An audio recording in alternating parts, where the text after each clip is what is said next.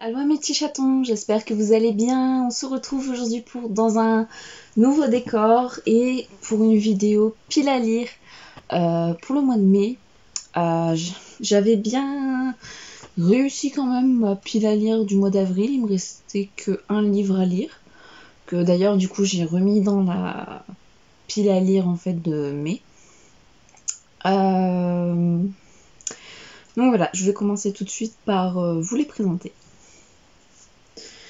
Donc le premier, ça sera Le Sorceleur, le tome 4, Le Temps du Mépris. Je viens de finir le tome 3, j'ai mis quand même un mois à le lire.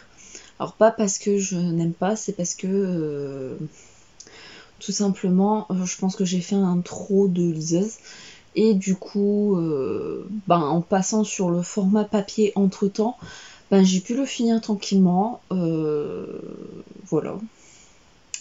Donc dans le tome 4, nous allons retrouver Gérald de Rive et Ciri, sa petite protégée. J'ai hâte de les retrouver tous les deux parce que je les aime vraiment beaucoup, ces deux personnages que j'apprécie énormément. En tout cas, voilà, j'ai vraiment hâte de connaître la suite. Je l'ai terminé justement le tome 3 aujourd'hui. Donc voilà.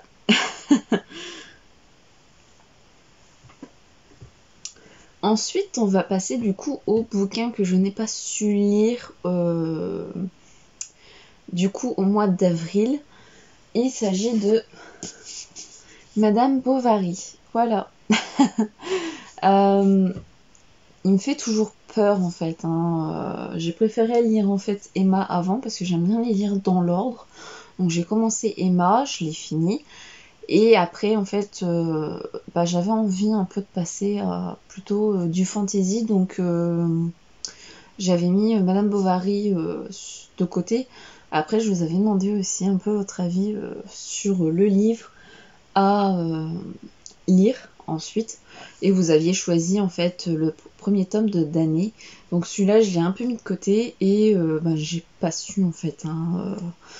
J'ai pas eu assez de temps ce mois-ci pour pouvoir le lire. Même s'il me fait un petit peu peur. Je sais pas si je vais l'aimer, donc à voir. Et puis voilà.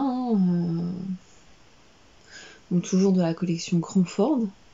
Je suis désolée, dehors la luminosité elle est pas. Ça va coup-ci coup-ça, donc en fait la vidéo c'est pareil. Donc voilà, je pense que ça va être pour bientôt. Très sincèrement, j'ai envie de me refaire un classique bientôt, donc je pense qu'il va venir très bientôt et que ce mois-ci il sera lu. Nous allons passer à un deuxième Cranford, enfin en tout cas un autre bouquin de la collection Cranford, et il s'agit de L'abbaye de Northanger de Jane Austen. Je l'ai déjà lu, donc ça sera une petite relecture bien sympathique parce que j'avais beaucoup aimé. En plus, c'est écrit en grand pour celui-ci. Donc, la toute jeune Catherine Norland, qui ne rêve que de sombres aventures se déroulant dans de vieux châteaux et des abbayes gothiques, croit qu'elle pourra en vivre lorsqu'elle est invitée à séjourner à l'abbaye de Northanger. Une idylle s'y développe entre elle et Henry Tinley, le fils cadet du propriétaire des lieux. C'est un peu, oui, effectivement, peut-être la seule histoire un petit peu gothique de Jane Austen. Et moi, je sais que j'avais beaucoup aimé. Enfin, ça changeait en fait de ses précédents livres. Et c'est ce que j'ai beaucoup aimé. Donc j'ai hâte de me faire cette petite relecture. Ensuite, on va passer à un troisième classique. Et il s'agit de Chez les heureux du monde de Edith Wharton. Je vais vous lire le résumé, ça sera plus simple. Parce qu'il était quand même assez fameux. Alors, Lily Barth, 29 ans, fait tourner bien des têtes et du meilleur monde. Quoique issue d'un milieu modeste, elle a toujours essayé dans la haute société. Incapable de vivre sans argent, Trop honnête pour monnayer sa beauté, Lily le sait et l'admet, façonnée pour être un ornement délicieux. Quel autre destin pour elle que d'épouser un riche mari? Rien ne serait plus simple et à satisfaire que cette ambition. Si la jeune femme n'était dotée d'un caractère farouche, qui lui interdisait de céder au séduisant Lorenz Selden. Et si ses charmes ne ressuscitaient la jalousie des femmes, son indépendance d'esprit détonne dans l'univers codifié, superficiel de la bourgeoisie new-yorkaise. Et son désir de réussite se heurte aux règles de jeu sauvage dont elle refuse d'être un pion. Déchirant entre ses principes et ses aspirations, Lily Barnes, elle aussi, j'ai du mal aujourd'hui, libre qu'elle le pense. Dans le New York de l'âge d'or, Edith Wharton peint la satire d'une société étouffante qu'elle connaît mieux que personne, mais qui vit ses derniers instants. J'ai vraiment hâte de le lire. Il m'intéresse vraiment beaucoup.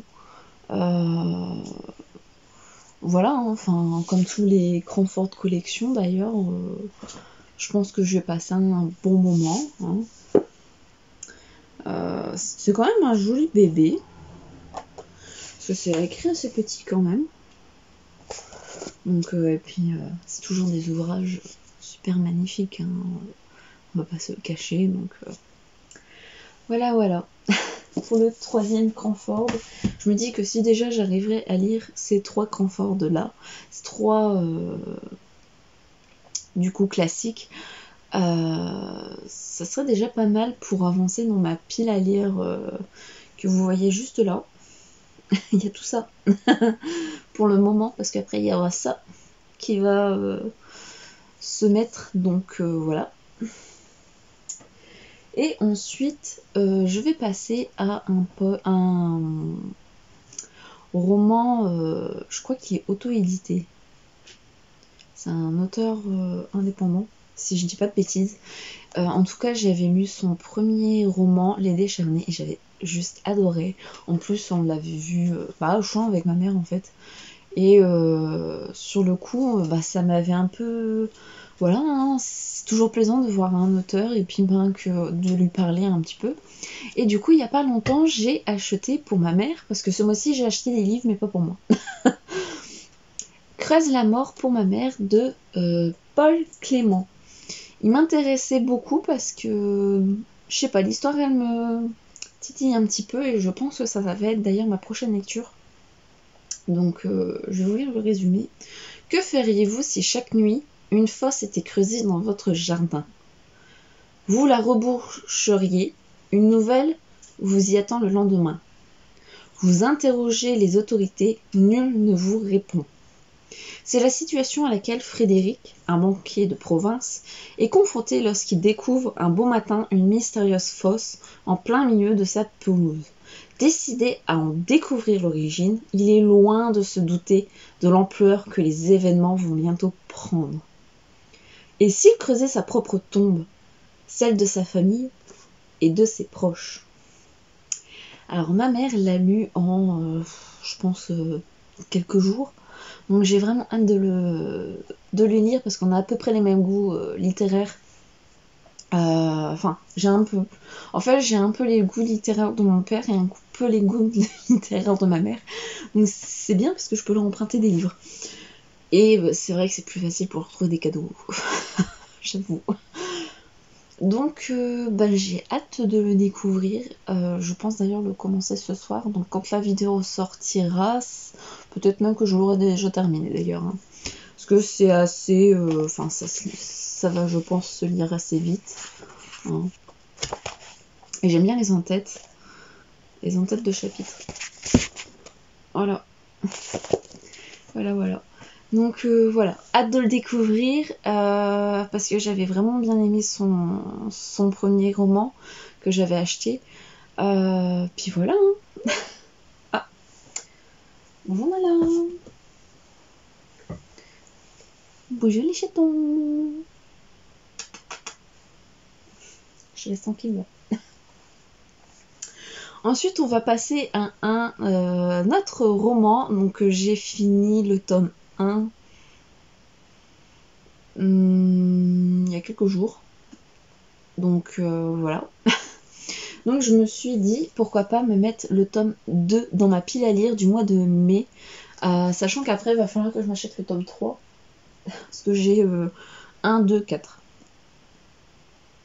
Bon, on fera pas de commentaires. Donc voilà, donc il s'agit de Vertige, donc le tome 2 de la saga des damnés, enfin des damnés, tout court d'ailleurs. Et c'est écrit par Lorraine Kate. Je l'avais commencé d'ailleurs au collège, et là en fait je me suis fait la relecture du tome 1, et j'ai vraiment été transportée comme dans comme quand j'étais au collège en fait, donc voilà. Je vais vous lire un petit peu le... En fait, je sais pas si... Donc, bon, je vais essayer de vous faire un résumé. Donc, Luce arrive à Sword and Cross. Et là, elle va découvrir en fait un jeune homme qui s'appelle Daniel. Oui, c'est ça. Donc qui va en fait elle va tomber amoureuse de ce Daniel, et en même temps elle va être un petit peu perturbée par un autre garçon qui s'appelle Cam, mais faut pas se fier aux apparences, c'est-à-dire que elle a des ombres en fait qui la suivent et qui entre guillemets tuent en fait ceux qui s'approchent d'elle. Donc ça va être pour Luce très compliqué de vivre comme ça. Et du coup en fait elle va être dans un établissement en fait d'internement pour des cas difficiles, on va dire. On va dire ça comme ça. Et en fait il va s'avérer que, mais je veux pas vous spoiler, en fait que... Et en fait je pense que par rapport au prologue, on le sait d'avance, on peut le deviner. Mais d'un autre côté, à la place de Luce, elle le sait pas, elle se demande quoi, et c'est ce qui fait le petit truc, c'est-à-dire qu'en fait on se doute de... Je suis désolée, hein, s'il y a du bruit, c'est Nala qui s'éclate avec une de mes guirlandes, enfin bon. Et je ne sais plus du coup où j'en étais. Nala, viens. Allez, viens. Voilà. Donc on suit Luce par rapport à son... Elle va essayer d'enquêter en fait sur Daniel, elle va toujours se demander est-ce que c'est aussi de ses ombres, du coup, qui la suivent, et on va en déduire, Alors, comment je peux vous dire ça sans vous spoiler en fait, je sais pas. En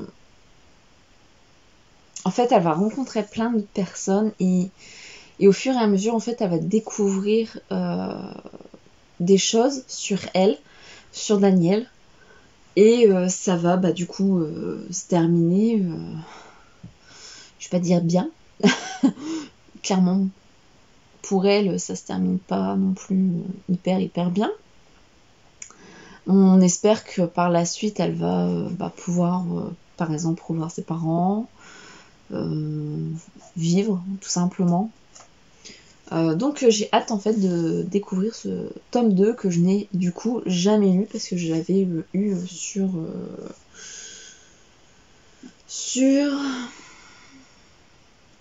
Vinted. Celui-là c'est sur Vinted. Donc voilà, donc je pense que je vais me caser assez rapidement. Et je pense que j'irai peut-être m'acheter le tome 3, à moins que je le trouve sur justement les...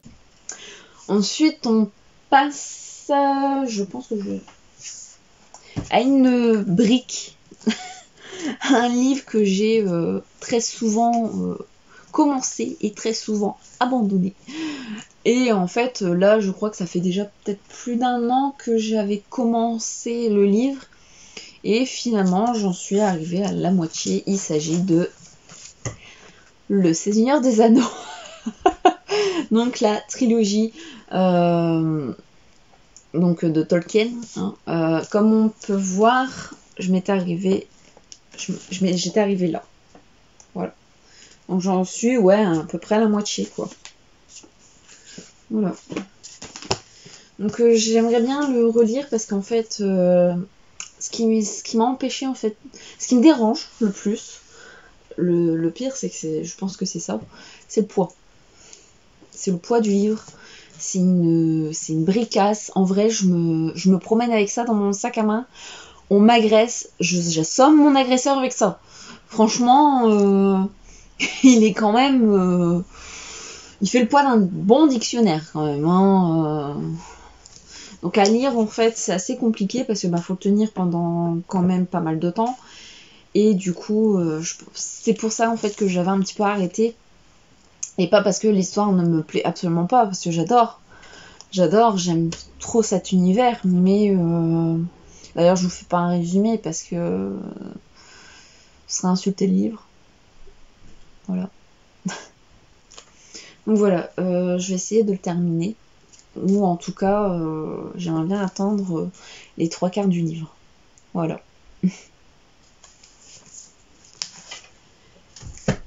Et ensuite, on va passer à un tout autre genre. Ça m'énerve, j'ai ma couronne de fleurs qui descend. Je vous l'avais présenté en book haul fin mars. Je crois que je vous l'avais mis début. Non, fin mars, c'est ça. C'est un livre en fait que j'ai acheté parce que à cause de Kimi Collection. Et en fait, à cause d'elle, je me suis un peu mise au Ghibli. Et du coup, j'aimerais lire celui-ci, qui est tellement beau. Donc, hommage au studio Ghibli, les artisans du rêve. Il est tellement beau. Et j'aimerais tellement en savoir plus. Voilà. Et en plus, à la fin, et ça je l'avais vu en book haul, ça fait des pages, c'est tellement beau.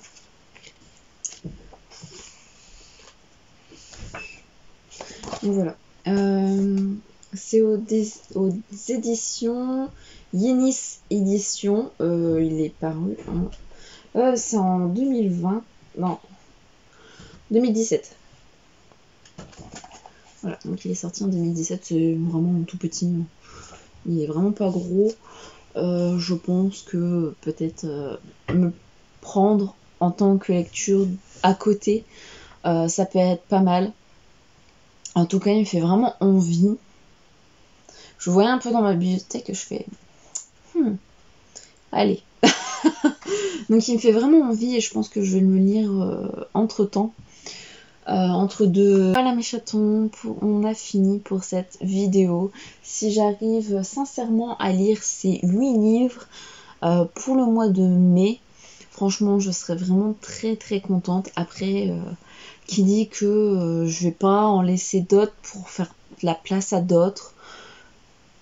Enfin, ma pile à lire elle est un peu changeante par rapport à mon humeur, ce que j'ai envie, je veux pas non plus me forcer à lire.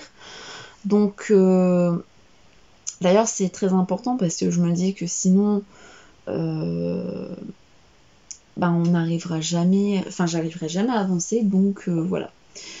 Je vous laisse sur ces mots et je reviendrai sûrement pour une prochaine vidéo pour vous présenter un petit peu ma pièce de collection et mes bibliothèques. Que je vous dis à bientôt pour une nouvelle vidéo et en attendant je vous embrasse et vous souhaite de très belles lectures.